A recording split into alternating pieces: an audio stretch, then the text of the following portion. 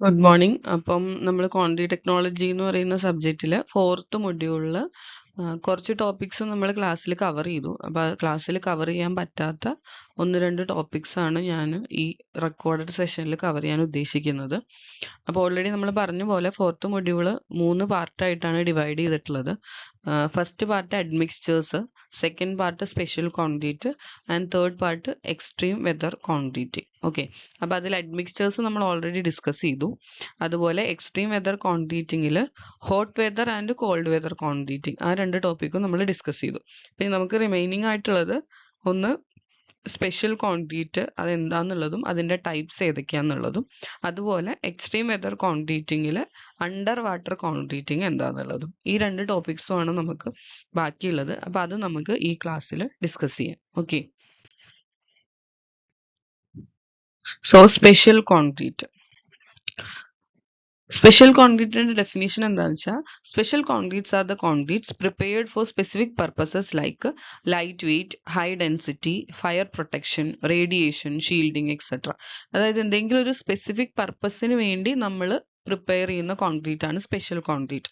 Normally ഉള്ള ക്വാണ്ടിറ്റിൻ്റെ പ്രോപ്പർട്ടിക്ക് പുറമെ അതിന് എന്തെങ്കിലും സ്പെഷ്യൽ ആയിട്ടുള്ള പ്രോപ്പർട്ടീസ് ലൈക്ക് ലൈറ്റ് വെയ്റ്റ് ആയിട്ടുള്ളത്, അല്ലെങ്കിൽ ഹൈ ഡെൻസിറ്റി, ഫയർ റെസിസ്റ്റൻസ് ഉള്ളത്, റേഡിയേഷൻ റെസിസ്റ്റൻസ് ഉള്ളത്, അങ്ങനെ എന്തെങ്കിലും ഒരു പെർട്ടിക്കുലർ പ്രോപ്പർട്ടിക്ക് വേണ്ടി നമ്മളൊരു ക്വാണ്ടിറ്റി ഡിസൈൻ ചെയ്യുക അല്ലെങ്കിൽ പ്രിപ്പയർ ചെയ്യുകയാണെങ്കിൽ അതിനെയാണ് സ്പെഷ്യൽ ക്വാണ്ടിറ്റീസ് എന്ന് പറയുന്നത്. ഇനി ടൈപ്സ് ഓഫ് സ്പെഷ്യൽ ക്വാണ്ടിറ്റി കുറേ ടൈപ്സ് ഉണ്ട്. ഒരു 12 എണ്ണം ലിസ്റ്റ് ചെയ്തിട്ടുണ്ട്. അതായത് light weight quantity, air entrained quantity, high strength, high performance, polymer quantity, geo polymer quantity, steel fibre reinforced quantity, sulphur quantity, self compacting quantity, no fines quantity, pre packed quantity, guniting or short rating, അങ്ങനെ 12 types of quantities ഉണ്ട്. അപ്പം നിങ്ങൾ ശ്രദ്ധിക്കേണ്ടത്, normally എക്സാമിന് special ക്വാണ്ടിറ്റിൻ്റെ types ചോദിക്കാറുണ്ട്. List out any 6 എന്നോ അങ്ങനെ, അതായത് നമുക്ക് പാർട്ട് ബിയിൽ 3 മാർക്ക് ക്വസ്റ്റ്യനിൽ ചോദിക്കാൻ സാധ്യതയുള്ള ക്വസ്റ്റ്യൻ ആണ്. ഏതെങ്കിലും ഒരു 6 എണ്ണം ലിസ്റ്റ് ചെയ്യാൻ പറഞ്ഞാൽ അര മാർക്ക് വെച്ച് 3 മാർക്ക്, അപ്പോൾ ആ രീതിയിൽ ചോദിക്കാം. അതല്ലെങ്കിൽ പാർട്ട് എയിൽ 1 മാർക്കായിട്ട് ചോദിക്കാം. അപ്പം അങ്ങനെ ചോദിക്കാൻ സാധ്യതയുള്ള ക്വസ്റ്റ്യൻ ആണ്. അപ്പം നിങ്ങൾ ഇതിൻ്റെ പേര് പഠിച്ചു വെക്കണം. നമുക്ക് ഡീറ്റെയിൽഡ് ആയിട്ട് പഠിക്കാനുള്ളത് ഒരു 4-5 ടൈപ്പ് മാത്രമേ ഉള്ളൂ. പക്ഷേ നിങ്ങളൊരു 10 എണ്ണത്തിൻ്റെങ്കിലും പേര് പഠിച്ചു വെക്കണം, സ്പെഷ്യൽ ടൈപ്പ് ഓഫ് ക്വാണ്ടിറ്റീസ് ഏതൊക്കെയാണെന്നുള്ളത്. ഓക്കെ, സോ ഫസ്റ്റ് വൺ നമുക്ക് പഠിക്കാനുള്ളത് light weight quantity, LWC, light weight. നമുക്ക് അതിൻ്റെ പേരിൽ നിന്ന് തന്നെ നമുക്ക് മനസ്സിലാക്കാം, ലൈറ്റ് വെയ്റ്റ്, വെയ്റ്റ് കുറവുള്ള, ലൈറ്റ് വെയ്റ്റ് ആയിട്ടുള്ള ക്വാണ്ടിറ്റീസ്. അപ്പോൾ it is a conventional normally conventional quantity എന്ന് പറഞ്ഞാൽ അത് ബൾക്കിയാണ്, അല്ലെ, ബൾക്കിയാണ്, ഹെവിയാണ്, and hence impose higher dead load on multi storage buildings. അപ്പോൾ എന്താണ് സംഭവിക്കുന്നത്, കൺവെൻഷണൽ ക്വാണ്ടിറ്റി യൂസ് ചെയ്യുമ്പം അത് ഹെവി ആയതുകൊണ്ട് തന്നെ അതിൻ്റെ ഡെഡ് ലോഡ് കൂടുതലായിരിക്കും. അപ്പം നമ്മൾ ബിൽഡിങ്സ് ഒക്കെ ഡിസൈൻ ചെയ്യുന്ന സമയത്ത് അതിൻ്റെ വെയിറ്റും കൂടെ കൺസിഡർ ചെയ്യുമ്പോൾ ആ ലോഡ് കൂടുതലായിരിക്കും. അപ്പം ഹെവി ആയിട്ടുള്ള ലോഡ് വരും. ഓക്കെ, അപ്പം നമ്മൾ അതിനനുസരിച്ച് വേണം ബിൽഡിങ്സ് കൺസ്ട്രക്ട് ചെയ്യാൻ. അപ്പം ലൈറ്റ് വെയ്റ്റ് ക്വാണ്ടിറ്റീസിൻ്റെ ഒരു അഡ്വാൻറ്റേജ് എന്താണ്, അതിന് വെയിറ്റ് കുറവായതുകൊണ്ട് തന്നെ ഡെഡ് ലോഡ് കുറവായിരിക്കും. ഓക്കെ, ഇനി എങ്ങനെയാണ് ലൈറ്റ് വെയ്റ്റ് ക്വാണ്ടിറ്റീസ് നമ്മൾ പ്രിപ്പയർ ചെയ്യുന്നത്? They are produced by entraining air in quantity. അപ്പം നമ്മൾ എന്താ ചെയ്യുന്നത് വെച്ചാൽ ക്വാണ്ടിറ്റിയിൽ എയർ എൻട്രെയിൻ ചെയ്യിക്കുകയാണ് ചെയ്യുന്നത്. അപ്പം എയർ വരുമ്പോൾ എന്താ സംഭവിക്കും, അത്രയും സ്പേസ് പോവും. അപ്പം എയർ നമ്മുടെ അഗ്രിഗേറ്റ്സിന് പകരം, അല്ലെങ്കിൽ സിമെന്റിന് അല്ലെങ്കിൽ കോസ് അഗ്രിഗേറ്റ്സിന്റെ സ്ഥലത്ത് എയർ വരുന്ന സമയത്ത് അത്രയും മെറ്റീരിയൽ അവിടുന്ന് പോകുമ്പോൾ ആ കോൺക്രീറ്റ് ലൈറ്റ് വെയിറ്റ് ആയിട്ട് മാറും. ഓക്കെ, അപ്പം എങ്ങനെയൊക്കെയാണ് നമ്മൾ ഈ എയർ എൻട്രെയിൻ ചെയ്യുന്നത് കോൺക്രീറ്റിൽ? അപ്പം എങ്ങനെയാണ് LWC അല്ലെങ്കിൽ ലൈറ്റ് വെയ്റ്റ് കോൺക്രീറ്റ്സ് പ്രിപ്പയർ ചെയ്യുന്നത് എന്നുള്ളതാണ്. First one excluding fine aggregate, അല്ലെങ്കിൽ നോ ഫൈൻ കോൺക്രീറ്റ് എന്ന് പറയും. അവിടെ എന്താ നമ്മൾ ചെയ്യുന്നത്, concrete with cement and cost aggregate only. അപ്പം ഇവിടെ നമ്മൾ എന്ത് ചെയ്യുന്നു, കോൺക്രീറ്റ് സിമെന്റും കോസ്റ്റ് അഗ്രിഗേറ്റും മാത്രം യൂസ് ചെയ്തിട്ടുണ്ടാക്കുന്നു, ഫൈൻസ് യൂസ് ചെയ്യുന്നില്ല. അപ്പം എന്ത് സംഭവിക്കും, അവിടെ വോയിഡ്സ് ക്രിയേറ്റ് ചെയ്യും ആൻഡ് ദസ് ലൈറ്റ് വെയ്റ്റ്, അല്ലെ. നോർമലി ഈ കോഴ്സ് അഗ്രിഗേറ്റ്സിൻ്റെയും കോഴ്സ് അഗ്രിഗേറ്റ്സ് നമ്മൾ മിക്സ് ചെയ്യുന്ന സമയത്ത് ഉണ്ടാകുന്ന വോയിഡ്സ് ഫില്ല് ചെയ്യാനാണ് ഫൈൻ അഗ്രിഗേറ്റ്സ് യൂസ് ചെയ്യുന്നത്, അല്ലെ. വോയിഡ് ഫില്ലേഴ്സ് ആണ് ഫൈൻ അഗ്രിഗേറ്റ്. അപ്പോൾ നമ്മൾ ഫൈൻ അഗ്രിഗേറ്റ് യൂസ് ചെയ്തിട്ടില്ലെങ്കിൽ എന്ത് സംഭവിക്കും, വോയിഡ്സ് ക്രിയേറ്റ് ആവും. അപ്പോൾ വോയിഡ്സ് വരുമ്പോൾ ഓട്ടോമാറ്റിക്കലി കോൺക്രീറ്റ് ലൈറ്റ് വെയിറ്റ് ആയിട്ട് മാറും. അപ്പോൾ ആ രീതിയിൽ നമുക്ക് ലൈറ്റ് വെയിറ്റ് കോൺക്രീറ്റ്സ് പ്രിപ്പയർ ചെയ്യാം. പിന്നെ വരുന്നത് replacing coarse aggregate. Aggregates are replaced by porous or light weight aggregates like foamed slag, vermiculite, pumice stone ഒക്കെ. അതായത് നമ്മളിവിടെ കോഴ്സ് അഗ്രിഗേറ്റ് ഉണ്ടല്ലോ, നമ്മുടെ കോഴ്സ് അഗ്രിഗേറ്റ് ആണ് കൂടുതലും കോൺക്രീറ്റിന് വെയിറ്റ് കൊടുക്കുന്നത് അല്ലെ. അപ്പൊ ഈ കോഴ്സ് അഗ്രിഗേറ്റ് നമുക്ക് എന്തെങ്കിലും ഫോംഡ് സ്ലാഗോ വെർമിക്കുലേറ്റോ പ്യൂമിസ് ഒക്കെ വെച്ചിട്ട്, അതായത് പോറസ് ആയിട്ടുള്ള വെയിറ്റ് കുറഞ്ഞ അഗ്രിഗേറ്റ്സ് വെച്ചിട്ട് റീപ്ലേസ് ചെയ്യാം. കോഴ്സ് അഗ്രിഗേറ്റിന് പകരം ലൈറ്റ് വെയിറ്റ് ആയിട്ടുള്ള അഗ്രിഗേറ്റ്സ്, അതിന് എക്സാമ്പിൾ ആണ് ഈ ഫോംഡ് സ്ലാഗ് ഒക്കെ. അപ്പൊ ലൈറ്റ് വെയിറ്റ് ആയിട്ടുള്ള അഗ്രിഗേറ്റ്സ് യൂസ് ചെയ്ത് കഴിഞ്ഞാൽ നമുക്ക് എന്ത് ചെയ്യാം, വെയിറ്റ് കുറയ്ക്കാം, കോൺക്രീറ്റിന്റെ വെയിറ്റ് കുറയ്ക്കാം. ആ രീതിയിലും നമുക്ക് എന്ത് ചെയ്യാം, ലൈറ്റ് വെയിറ്റ് കോൺക്രീറ്റ്സ് പ്രിപ്പയർ ചെയ്യാം. ഓക്കെ. ദെൻ തേർഡ് ടൈപ്പ്, അതായത് എങ്ങനെയാണ് ലൈറ്റ് വെയിറ്റ് കോൺക്രീറ്റ് പ്രിപ്പയർ ചെയ്യുന്നത്, ബൈ ഇൻട്രൊഡ്യൂസിങ് എയർ ബബിൾസ്. നമ്മൾ എയർ ബബിൾസ് കോൺക്രീറ്റിലേക്ക് ഇൻട്രൊഡ്യൂസ് ചെയ്യുക. അപ്പം എന്ത് സംഭവിക്കും, എയർ ബബിൾസ് വരുന്ന കേസിൽ ലൈറ്റ് വെയിറ്റ് ആവും കോൺക്രീറ്റ് അല്ലെ, കോൺക്രീറ്റ് പോറസ് ആയിട്ട് മാറും. അതിന് നമ്മൾ എയറേറ്റഡ് കോൺക്രീറ്റ് എന്നും പറയും. നമ്മൾ ഓൾറെഡി അഡ്മിക്സ്ചർ പഠിച്ചപ്പോൾ എയറേറ്റഡ് അഡ്മിക്സ്ചർ എന്ന് പഠിച്ചിരുന്നു അല്ലെ, സെയിം തന്നെ. by making concrete porous or cellular by aerating or using foams. നമ്മൾ എന്തെങ്കിലും ഫോമിങ് ഏജൻസോ അല്ലെങ്കിൽ എയറേറ്റിംഗ് ഏജൻസോ യൂസ് ചെയ്തിട്ട് കോൺക്രീറ്റിനെ പോറസ് ആക്കി മാറ്റുക. അതാണ് നമ്മൾ ഇവിടെ ചെയ്യുന്നത്, ബൈ ഇൻട്രൊഡ്യൂസിങ് എയർ ബബിൾസ്. അപ്പോൾ അത് രണ്ട് രീതിയിലുണ്ട്, ഫോം കോൺക്രീറ്റും ഗ്യാസ് കോൺക്രീറ്റും. അപ്പോൾ രണ്ടും നമ്മൾ ഡിഫറൻസ് പറഞ്ഞാൽ, ഫോം കോൺക്രീറ്റിൽ നമ്മൾ സിമെന്റ് പേസ്റ്റിന് എന്തെങ്കിലും ഫോമിങ് ഏജൻസ് വെച്ചിട്ട് റിയാക്ട് ചെയ്യിപ്പിക്കുകയാണ്. അപ്പോൾ എന്ത് സംഭവിക്കും, ഫോം സെൽസ് ക്രിയേറ്റ് ചെയ്യും, അത് സെല്ലുലാർ ആയിട്ടുള്ള ടൈപ്പാണ്, അപ്പോൾ പോറസ് ആയിട്ട് മാറും കോൺക്രീറ്റ്. അങ്ങനെ നമുക്ക് കോൺക്രീറ്റിനെ ലൈറ്റ് വെയിറ്റ് ആക്കാം. അപ്പം അതാണ് ഫോം കോൺക്രീറ്റ് എന്ന് പറയുന്നത്. ഗ്യാസ് കോൺക്രീറ്റ് എന്ന് പറയുന്നത് നമ്മൾ സിമെന്റ് പേസ്റ്റിൽ എന്തെങ്കിലും ഗ്യാസ് ഫോമിങ് ഏജൻസ് ആയിട്ടുള്ള അലുമിനിയം പൗഡറോ ഹൈഡ്രജൻ പെറോക്സൈഡ് പോലത്തെ ഏജൻസ് ആഡ് ചെയ്തിട്ട് കോൺക്രീറ്റിനെ പോറസ് ആക്കി മാറ്റുക. അതാണ് ഗ്യാസ് കോൺക്രീറ്റ് എന്ന് പറയുന്നത്. അപ്പൊ രണ്ട് രീതിയിൽ കോൺക്രീറ്റിനെ പോറസ് ആക്കി മാറ്റുക. ഇങ്ങനെ പോറസ് ആക്കുമ്പോൾ കോൺക്രീറ്റിന് എന്ത് സംഭവിക്കും, വെയിറ്റ് കുറയും, ലൈറ്റ് വെയിറ്റ് കോൺക്രീറ്റ്സ് നമുക്ക് പ്രിപ്പയർ ചെയ്യാം. അതാണ് നമ്മൾ ഇവിടെ ചെയ്യുന്നത്. ഇനി ലൈറ്റ് വെയിറ്റ് കോൺക്രീറ്റിന്റെ ക്യാരക്ടറിസ്റ്റിക്സ് എന്ന് പറഞ്ഞാൽ, അതിന്റെ density around 300 to 1200 kilogram per metre cube ആണ്. നമ്മുടെ നോർമൽ കോൺക്രീറ്റിന്റെ 2000 എബോ ആണ് വരുന്നത് അല്ലെ. അപ്പൊ അത് ലൈറ്റ് വെയിറ്റ് ആയതുകൊണ്ട് തന്നെ അതിന്റെ ഡെൻസിറ്റി കുറവായിരിക്കും. ദെൻ വർക്കബിലിറ്റി സ്ലംബിന്റെ ടേംസിൽ പറയുകയാണെങ്കിൽ 50 to 75 mm ആണ് workability. Compressive strength commonly 20 to 35 mega pascal ആണ്. പ്രീകാസ്റ്റ് ചെയ്യുവാണെങ്കിൽ 40 to 48 കിട്ടും. പിന്നെ വിത്ത് കൺട്രോൾഡ് പൊറോസിറ്റി നമ്മൾ പ്രിപ്പയർ ചെയ്യുവാണെങ്കിൽ 70 to 75 MPa വരെ നമുക്ക് സ്ട്രെങ്ത് കിട്ടും. Thermal insulation 10 times than that of normal concrete. അതായത് നോർമൽ കോൺക്രീറ്റിനേക്കാളും ഇൻസുലേറ്റിംഗ് പ്രോപ്പർട്ടി, തെർമൽ ഇൻസുലേഷൻ കൂടുതലാണ് ലൈറ്റ് വെയിറ്റ് കോൺക്രീറ്റിന്. Fire resistance excellent compared to normal concrete. Okay. Then sound insulation poor ആണ്. Durability less durable due to its porosity and slight alkalinity അല്ലെ. Porous ആയതുകൊണ്ട് തന്നെ നമ്മൾ normal കോൺക്രീറ്റിനെ compare ചെയ്യുമ്പോൾ durable ആണെന്ന് നമുക്ക് പറയാൻ പറ്റില്ല, പക്ഷെ അത്ര ഇമ്പോർട്ടൻ്റ് അല്ലാത്ത അപ്ലിക്കേഷൻസിൽ നമുക്ക് വേണമെങ്കിൽ യൂസ് ചെയ്യാം. പിന്നെ repairability, easy to drill and nail, easy to repair. Okay, easy ആണ് റിപ്പയർ, കാരണം പോറസ് ആയിട്ടുള്ള സ്ട്രക്ചർ ആണ്. Okay. Economic as light in weight. Light weight ആയതുകൊണ്ട് തന്നെ എക്കണോമിക് ആണ്, അധികം എന്താണ് ചെലവ് കുറവാണ് അല്ലെ. ലൈറ്റ് വെയിറ്റ് ആണ്, വെയിറ്റ് കുറവാണെന്നുള്ളത് കൊണ്ട്. ഓക്കെ, അതാണ് light weight concrete. Then advantages എന്ന് പറയുന്നത് എന്താണ്, decreased dead load on structure. Hence അപ്പോൾ ഡെഡ് ലോഡ് കുറവായിരിക്കും, കാരണം അതിന് വെയിറ്റ് കുറവായതുകൊണ്ട് തന്നെ ഡെഡ് ലോഡും കുറവായിരിക്കും. അപ്പോൾ അതുകൊണ്ട് തന്നെ നമുക്കത് എക്കണോമിക്കാന്ന് പറയാം. More resistant to earthquake forces, കാരണം ഡെഡ് ലോഡ് കാരണമാണ് എർത്ത് ക്വേക്ക് ഫോഴ്സസ് വരുമ്പം കൂടുതൽ ഇമ്പാക്റ്റ് ഉണ്ടാവുന്നത്. അപ്പം ഡെഡ് ലോഡ് കുറവായതുകൊണ്ട് തന്നെ എർത്ത് ക്വേക്ക് ഫോഴ്സസിന് മോർ റെസിസ്റ്റന്റ് ആണ് എന്ത് ലൈറ്റ് വെയിറ്റ് കോൺക്രീറ്റ് എന്ന് പറയുന്നത്. പിന്നെ decrease in prestressing force for design of prestressed members. ഇപ്പം നമ്മൾ പ്രീ സ്ട്രെസ്ഡ് മെമ്പേഴ്സ് ഉണ്ടാക്കുവാണെങ്കിൽ പ്രീ സ്ട്രെസ്സിങ് ഫോഴ്സ് അധികം കൊടുക്കേണ്ട കാര്യമില്ല ലൈറ്റ് വെയിറ്റ് കോൺക്രീറ്റിന്. അതുപോലെ തെർമൽ ഇൻസുലേഷൻ പ്രോപ്പർട്ടി കൂടുതലാണ്. ദെൻ ആപ്ലിക്കേഷൻസ് പറയുന്നത് നമ്മൾ precast floor and roofing units ഒക്കെ ആയിട്ട് യൂസ് ചെയ്യും. Load bearing walls using cellular concrete blocks. പിന്നെ as insulation cladding into walls of structure, use for partitions in framed structures. Partition ആയിട്ടും insulation cladding ആയിട്ടൊക്കെ നമുക്ക് light weight concrete use ചെയ്യാം. Okay. Then second one എന്ന് പറയുന്നത് high performance concrete ആണ്, HPC, high performance concrete. High performance concrete is also a high strength concrete but also have following characteristics. High strength കോൺക്രീറ്റിനെയാണ് high performance concrete എന്ന് പറയുന്നത്. അത് കൂടാണ്ട് the following characteristics ഉണ്ട്. അതായത് ഹൈ വർക്കബിലിറ്റി ഉണ്ടാവും, high modulus of elasticity, high density, permeability കുറവായിരിക്കും, high resistance to chemical attack, inhibition of bacterial and mould growth, dimensional stability, high resistance to frost. ഇത്രയും properties ഉള്ള കോൺക്രീറ്റിനെയാണ് ഹൈ പെർഫോമൻസ് കോൺക്രീറ്റ്. എല്ലാം എന്താണ്, good ആണ് അല്ലെ. Workability ഉണ്ട്, മോഡുലസ് ഓഫ് ഇലാസ്റ്റിസിറ്റി ഉണ്ട്, ഡെൻസിറ്റി കൂടുതലാണ്, പെർമിയബിലിറ്റി കുറവാണ്. ഓക്കെ, പെർമിയബിലിറ്റി കുറവാണ് നമുക്ക് വേണ്ടത് അല്ലെ. High resistance to chemical attack, chemical അറ്റാക്കിനെ റെസിസ്റ്റ് ചെയ്യാനുള്ള കഴിവുണ്ട്. അതുപോലെ bacterial and mould growth inhibit ചെയ്യും. അതായത് ആ കോൺക്രീറ്റിൽ ബാക്ടീരിയ, ആൽഗെ, ഫംഗസ് ഒക്കെ പോലുള്ള കാര്യങ്ങൾ പെട്ടെന്ന് വളരില്ല, അതിനൊക്കെ അത് റെസിസ്റ്റ് ചെയ്യും. അതാണ് പറയുന്നത്. അപ്പൊ ഇങ്ങനെ എല്ലാ പ്രോപ്പർട്ടീസും ഗുഡ് ആയിട്ടുള്ള കോൺക്രീറ്റ് ആണ്. ഹൈ പെർഫോമൻസ്, നല്ല പെർഫോം ചെയ്യാൻ പറ്റുന്ന കോൺക്രീറ്റ് ആണ്. അതാണ് ഹൈ പെർഫോമൻസ് കോൺക്രീറ്റ്, HPC എന്ന് പറയുന്നത്. Okay. High performance concrete is engineered concrete obtained by careful selection and proportion of its constituents. അപ്പോൾ നമ്മൾ കോൺക്രീറ്റ് പ്രിപ്പയർ ചെയ്യുമ്പോൾ അതിൻ്റെ ഇൻഗ്രീഡിയൻസ് കെയർഫുൾ ആയിട്ട് എടുക്കണം. എല്ലാം നല്ല ഗുഡ് ക്വാളിറ്റിയിൽ എടുത്ത് പ്രിപ്പയർ ചെയ്യുന്ന കോൺക്രീറ്റാണ് ഹൈ പെർഫോമൻസ് കോൺക്രീറ്റ് എന്ന് പറയുന്നത്. Okay. Then high performance concrete can be achieved by, എങ്ങനെയാണ് ഹൈ പെർഫോമൻസ് കോൺക്രീറ്റ് നമുക്ക് അച്ചീവ് ചെയ്യാൻ പറ്റുക? Reducing water cement ratio to less than 0.3. Water cement ratio എപ്പോഴും 0.3നേക്കാൾ കുറവായിരിക്കണം. അതായത് വാട്ടറിന്റെ എമൗണ്ട് കുറയുമ്പോൾ തന്നെ അതൊരു കുറച്ച് റിജിഡായും സ്ട്രെങ്ത് കൂടും അല്ലെ.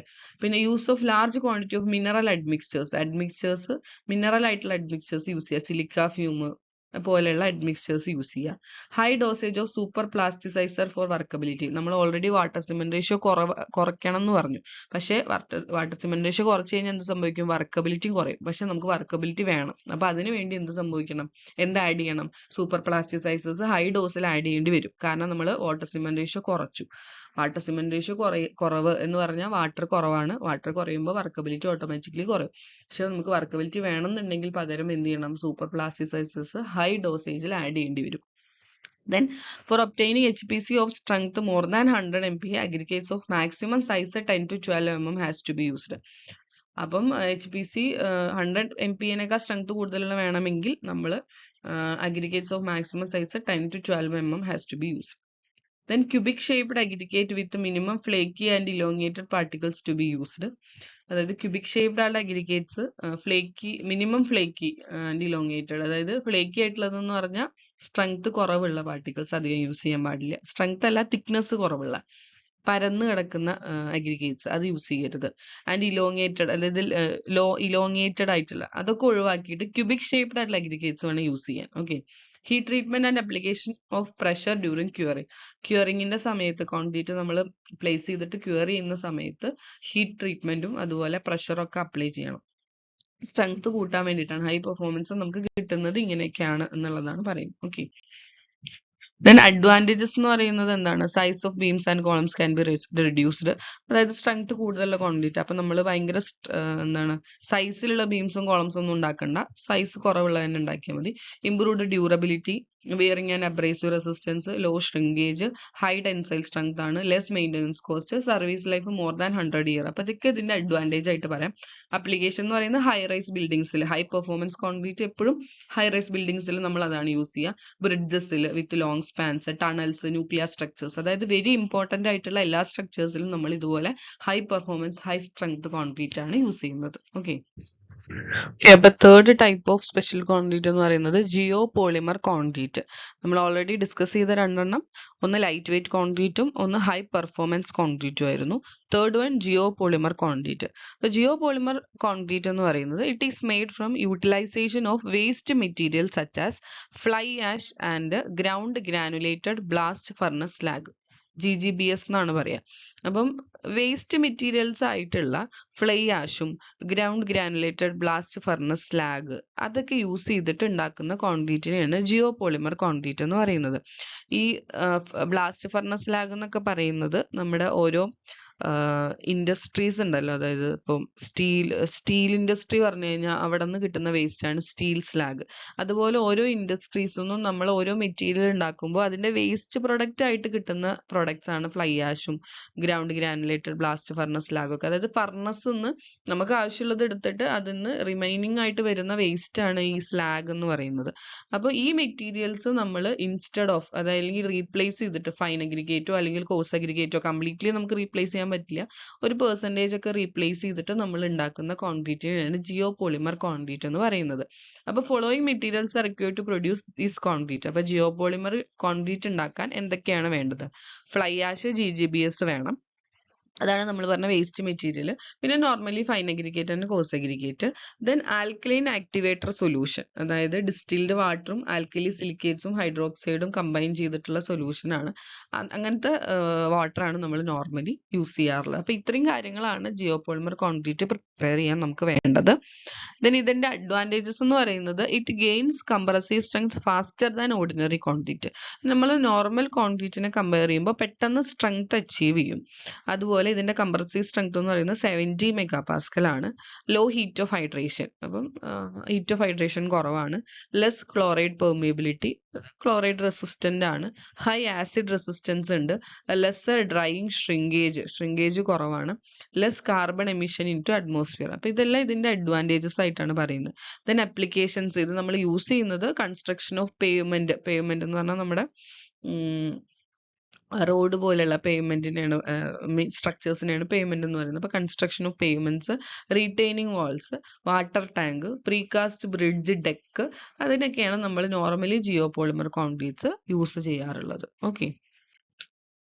ദെൻ ഫോർത്ത് വൺ എന്ന് പറയുന്നത് ഫൈബർ റെയിൻഫോഴ്സ്ഡ് കോൺക്രീറ്റ് ആണ്. ഫൈബർ റെയിൻഫോഴ്സ്ഡ് കോൺക്രീറ്റ് FRC എന്ന് പറയും. Fibre reinforced concrete can be defined as a composite material consisting of mixtures of cement, aggregate and uniformly dispersed fibers.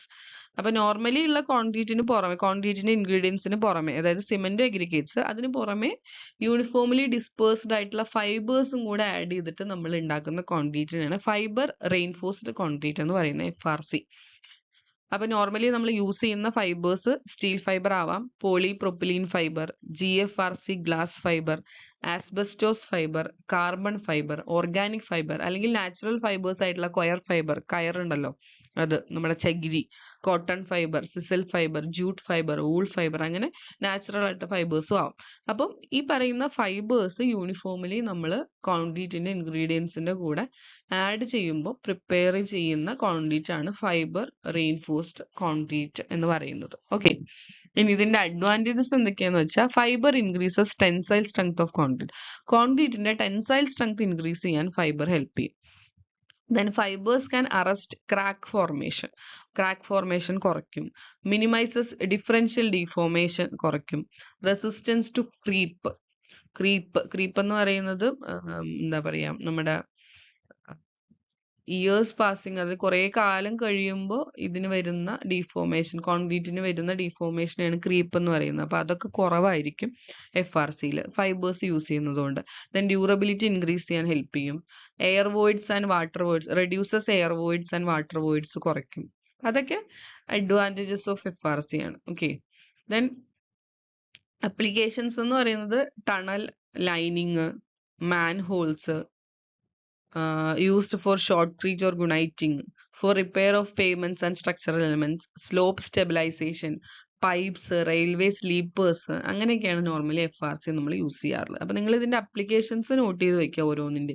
Light weight concrete എവിടെയൊക്കെയാണ് use ചെയ്യാറുള്ളത്, അതുപോലെ high performance concrete എവിടെയൊക്കെയാണ്, Jio polymer concrete എവിടെയൊക്കെയാണ്, ഇപ്പൊ നമ്മൾ പറഞ്ഞ FRC ഫൈബർ റെയിൻഫോഴ്സ്ഡ് കോൺക്രീറ്റ് എവിടെയൊക്കെയാണ് use ചെയ്യാറുള്ളത്. അപ്പൊ അത് വേണമെങ്കിൽ ചോദിക്കാം ഇതിന്റെ അപ്ലിക്കേഷൻസ് ആയിട്ട്. ഓക്കെ. ദെൻ ലാസ്റ്റ് വൺ എന്ന് പറയുന്നത് സെൽഫ് കോമ്പാക്റ്റിംഗ് കോൺക്രീറ്റ് ആണ്. അപ്പം സെൽഫ് കോമ്പാക്റ്റിംഗ് കോൺക്രീറ്റ് എന്ന് പറയുന്നത് അത് നമുക്ക് ആ പേരിൽ തന്നെ മനസ്സിലാക്കാം. സെൽഫ് കോമ്പാക്റ്റിംഗ്, നമ്മൾ കോൺക്രീറ്റ് നോർമലി പ്ലേസ് ചെയ്ത് കഴിഞ്ഞാൽ അടുത്ത സ്റ്റെപ്പ് എന്ന് പറയുന്നത് കോമ്പാക്ട് ചെയ്യുക എന്നുള്ളതാണ്. അപ്പം ഇങ്ങനത്തെ കോൺക്രീറ്റിന് നമ്മൾ അഡീഷണൽ എന്താ പറയാ, ഒരു എക്സ്റ്റേണൽ കോമ്പാക്ഷൻ കൊടുക്കേണ്ട ആവശ്യമില്ല. They are self compacting capable ആണ്. Self compacting concrete can be defined as fresh concrete that flows under its own weight and does not require external vibration to undergo compaction. അത് അതിന്റെ wait കൊണ്ട് തന്നെ compacted ആയിക്കോളും. നമ്മൾ external vibration ഒന്നും കൊടുക്കേണ്ട ആവശ്യമില്ല. അങ്ങനത്തെ കോൺക്രീറ്റിനാണ് സെൽഫ് കോമ്പാക്റ്റിംഗ് കോൺക്രീറ്റ് എന്ന് പറയുന്നത്. Filling and passing ability, segregation resistance are the properties of self-compacting concrete. അപ്പം സെൽഫ് കോമ്പാക്റ്റിംഗ് കോൺക്രീറ്റിന്റെ പ്രോപ്പർട്ടീസ് ആണ് filling ability, passing ability, segregation resistance. എന്താണ് ഫില്ലിംഗ് എബിലിറ്റി എന്ന് പറഞ്ഞാൽ? The ability to flow under its own weight without any vibration provided intentionally. നമ്മൾ external ആയിട്ട് vibration ഒന്നും intentionally കൊടുക്കാതെ അതിന്റെ വെയിറ്റ് കൊണ്ട് തന്നെ അതിന് ഫ്ലോ ചെയ്യാൻ പറ്റും. അപ്പൊ നമ്മൾ അത് പ്ലേസ് ചെയ്യുമ്പോൾ അത് ഫ്ലോ ചെയ്ത് എവിടേക്കാണ് ഫില്ല് ചെയ്യേണ്ടത് അതൊക്കെ ഫില്ലായി പൊക്കോളും. നമ്മൾ അഡീഷണൽ ആയിട്ട് കോമ്പാക്ട് ചെയ്യണം. നമ്മൾ എന്തിനാണ് ഈ കോമ്പാക്ഷൻ ചെയ്യുന്നത് അല്ലെങ്കിൽ വൈബ്രേഷൻ കൊടുക്കുന്നത്? നമ്മളെ വോയിഡ്സ് ഒക്കെ ഫില്ല് ചെയ്ത് പോകാനാണ് അല്ലെ. പക്ഷെ ഇതിന് നമുക്ക് ഒരു ഫില്ലിംഗ് എബിലിറ്റി ഉണ്ട് സെൽഫ് കോമ്പാക്റ്റിംഗ് കോൺക്രീറ്റിന്. അത് അതിന്റെ വെയിറ്റ് കാരണം തന്നെ ഫ്ലോ ചെയ്ത് ഫില്ലായി പൊക്കോളും. അപ്പൊ അതിന് അഡീഷണൽ കോമ്പാക്ഷൻ കൊടുക്കേണ്ട കാര്യമില്ല. അതുപോലെ passing ability, the ability of concrete to maintain its homogeneity. അതിന്റെ അതായത് ഇപ്പൊ ഇതിങ്ങനെ ഫ്ലോ ചെയ്യുന്നുണ്ടെങ്കിലും അത് ഹോമോജീനിയസ് ആയിരിക്കും. ഏത് പോർഷൻ എടുത്താലും അവിടെ എല്ലാ പാർട്ടിക്കിൾസും സിമെന്റും അഗ്രിഗേറ്റ്സും വാട്ടറൊക്കെ അതിന്റെ യൂണിഫോം ആയിട്ട് തന്നെ നമുക്ക് കിട്ടും. അപ്പോൾ ഹോമോജീനിറ്റി കീപ്പ് ചെയ്യാനുള്ള ഒരു എബിലിറ്റിയും കൂടെ അതിനുണ്ട്. Then segregation resistance, അതാണ് this is the resistance of the concrete not to undergo segregation when it flows during the self compaction process. അപ്പോൾ സെൽഫ് കോമ്പാക്ഷൻ പ്രോസസ്സിന്റെ സമയത്ത് ഈ പാർട്ടിക്കിൾസ് സെപ്പറേറ്റ് ആയി പോവാതിരിക്കാനുള്ള ഒരു എബിലിറ്റിയും കൂടെ, സെഗ്രിഗേഷൻ റെസിസ്റ്റ് ചെയ്യാനുള്ള എബിലിറ്റിയും കൂടെ സെൽഫ് കോമ്പാക്റ്റിംഗ് കോൺക്രീറ്റിന് ഉണ്ട്. ഇനി following are the constituents of SCC. Self compacting കോൺക്രീറ്റിൽ എന്തൊക്കെയാണ് ഉള്ളത്? നോർമലി സിമെന്റ് OPC 43 അല്ലെങ്കിൽ 53 grade, then coarse aggregate 10 to 20 mm, fine aggregate natural sand smaller than 0.125 mm. പിന്നെ മിനറൽ അഡ്മിക്സ്ചേഴ്സ് ആണ് നമ്മൾ അഡീഷണൽ ആയിട്ട് ആഡ് ചെയ്യുന്നത്. മിനറൽ അഡ്മിക്സ്ചേഴ്സും അതുപോലെ chemical admixtures to improve flowability കൂട്ടാൻ വേണ്ടിയിട്ട് കെമിക്കൽ അഡ്മിക്സ്ചേഴ്സും നമ്മൾ SCCയിൽ ആഡ് ചെയ്യുന്നത്. അപ്പോൾ ഈ രണ്ട് പാർട്ടിക്കിൾസ് ആണ് അഡീഷണൽ ആയിട്ട് നമ്മൾ in addition to cement, coarse aggregate and fine aggregate നമ്മൾ ആഡ് ചെയ്യുന്നത്. മിനറൽ അഡ്മിക്സ്ചേഴ്സും അതുപോലെ chemical admixtures to improve flowability, ഇത് ആഡ് ചെയ്യുമ്പോഴാണ് അത് സെൽഫ് കോമ്പാക്റ്റിംഗ് കോൺക്രീറ്റ് ആവുന്നത്. ദെൻ അപ്ലിക്കേഷൻസ് എന്ന് പറയുന്നത് used where inserting vibrator is difficult. അതായത് വൈബ്രേറ്റർ ഇൻസേർട്ട് ചെയ്യുന്നത് ഡിഫിക്കൽട്ട് ആയിട്ടുള്ള സിറ്റുവേഷൻസിൽ, അതായത് നമ്മൾ എക്സ്റ്റേണൽ കോമ്പാക്ഷൻ നമുക്ക് കൊടുക്കാൻ പറ്റാത്ത കേസസിൽ നമ്മൾ SCC യൂസ് ചെയ്താൽ മതി. ഫോർ സ്ട്രക്ചേഴ്സ് വിത്ത് കോംപ്ലിക്കേറ്റഡ് റെയിൻഫോഴ്സ്മെന്റ് ഭയങ്കര കോംപ്ലിക്കേറ്റഡ് ആണെങ്കിൽ എന്ത് സംഭവിക്കും? നമ്മൾ കോൺക്രീറ്റ് ഇട്ടിട്ട് പിന്നെ അതിന്റെ ഇടയിൽ നമ്മൾ വൈബ്രേഷൻ കൊടുക്കുമ്പോൾ റെയിൻഫോഴ്സ്മെന്റ് അങ്ങോട്ടും ഇങ്ങോട്ടും നീങ്ങാനുള്ള സാധ്യതയുണ്ട്. അപ്പോൾ കോംപ്ലിക്കേറ്റഡ് റെയിൻഫോഴ്സ്മെന്റ് ആണെങ്കിൽ നമ്മൾ SCC യൂസ് ചെയ്ത് കഴിഞ്ഞാൽ പിന്നെ അഡീഷണൽ വൈബ്രേഷൻ ഒന്നും കൊടുക്കണ്ട, നോർമലി തന്നെ അത് കോമ്പാക്ട് ആയിക്കോളും, സെൽഫായിട്ട് കോമ്പാക്ട് ആയിക്കോളും. അപ്പൊ അങ്ങനത്തെ കേസിൽ, അതുപോലെ കൺജസ്റ്റഡ് ആയിട്ടുള്ള റെയിൻഫോഴ്സ്മെന്റ് ഉള്ള കേസിൽ നമുക്ക് വൈബ്രേഷൻ കൊടുക്കാൻ പറ്റില്ല. അപ്പൊ അവിടെ നമുക്ക് SCC യൂസ് ചെയ്യാം. റാഫ്റ്റ് ആൻഡ് പൈൽ ഫൗണ്ടേഷൻസിൽ, used for repair and restoration of construction, repair വർക്കിലൊക്കെ നമുക്ക് SCC യൂസ് ചെയ്യാം. അപ്പൊ അതാണ് SCCയുടെ അപ്ലിക്കേഷൻസ് എന്ന് പറയുന്നത്. ഓക്കെ, ദെൻ അഡ്വാൻറ്റേജസ് എന്തൊക്കെയാണ്? The permeability of structure, concrete structure is decreased. Permeability കുറവായിരിക്കും, കാരണം അത് ഫുള്ളി ഫ്ലോ ചെയ്ത് എല്ലാം ഫില്ല് ചെയ്ത് പൊക്കോളും. ദെൻ SCC കൺസ്ട്രക്ഷൻ ഫാസ്റ്റർ ആണ്, കാരണം നമുക്ക് ഇനി അഡീഷണൽ വൈബ്രേഷൻ കൊടുക്കേണ്ട ആവശ്യമില്ല, അതുകൊണ്ട് ഫാസ്റ്റർ കൺസ്ട്രക്ഷൻ ആണ്. Problems associated with vibration is eliminated. അത് വൈബ്രേഷൻ കാരണം ഉണ്ടാവുന്ന പ്രോബ്ലംസ് നമുക്ക് ഒഴിവാക്കാം, കാരണം നമ്മൾ വൈബ്രേഷൻ ചെയ്യുന്നില്ല. അപ്പോൾ നമ്മൾ അഡീഷണൽ വൈബ്രേഷൻ കോമ്പാക്ഷൻ കൊടുക്കുമ്പോൾ ചില കേസിൽ റെയിൻഫോഴ്സ്മെന്റിന് എന്തെങ്കിലും മിസ്പ്ലേസ്മെന്റ് സംഭവിക്കാനോ അല്ലെങ്കിൽ നമ്മൾ ഈ വൈബ്രേഷൻ കൊടുക്കുമ്പോൾ അത് സ്ട്രക്ചറിനെ ബാധിക്കാനൊക്കെയുള്ള സാധ്യതയുണ്ട്. അപ്പോൾ അതൊക്കെ നമുക്ക് ഒഴിവാക്കാം. Concrete is placed with is, അത് ഈസി ആയിട്ട് നമുക്ക് പ്ലേസ് ചെയ്യാം. ക്വാളിറ്റി ഓഫ് ദ കൺസ്ട്രക്ഷൻ നമുക്ക് കൂട്ടാം. Noise from vibration decreased, vibration കൊടുക്കാത്തതുകൊണ്ട് തന്നെ വൈബ്രേഷൻ കാരണം ഉണ്ടാവുന്ന ശബ്ദങ്ങൾ നമുക്ക് ഒഴിവാക്കാം. More durable than normal concrete, normal കോൺക്രീറ്റിനേക്കാൾ ഡ്യൂറബിൾ ആണ് SCC എന്ന് പറയുന്നത്. ഓക്കെ, ഇതൊക്കെയാണ് SCCയുടെ അഡ്വാൻറ്റേജസ്.